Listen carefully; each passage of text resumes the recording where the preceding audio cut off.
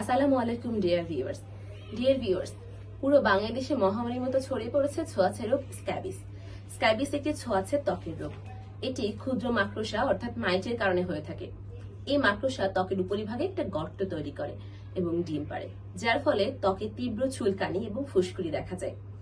এখন আমাদেরকে medical science থেকে আমরা জানতে পেরেছি স্ক্যাবিসের প্রধান সিমটমস গুলো হচ্ছে তীব্র চুলকানি, বিশেষ করে রাতে চুলকানি বেড়ে যায়, ফুসকুড়ি, ছোট ছোট লালচে দানা বা ফোস্কার মতো দেখা যায়। 3. গর্তের চিহ্ন, ত্বকের উপর ছোট আঁকাবাঁকা ধূসর বা সাদা রঙের সরু রেখা দেখা যেতে পারে, যা মাকড়সার তৈরি করা গর্ত। এখন স্ক্যাবিস নিম্নলিখিত অংশগুলোতে সবচেয়ে বেশি দেখা যায়: 1. আঙ্গুল এবং পায়ের আঙ্গুলের মাঝে, কবজি, কনুই ও হাঁটুর ভাঁজে। 4. বগলের নিচে। 5. কোমর।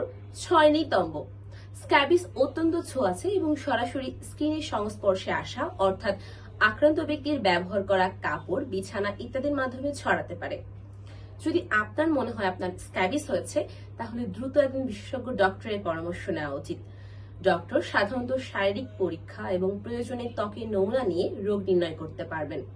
স্ক্যাবিসের চিকিৎসার জন্য বিশেষ ধরনের ক্রিম বা লোশন পাওয়া যায়, যা মাকড়সা এবং তাদের ডিমকে নির্মূলে ধ্বংস করে ফেলে।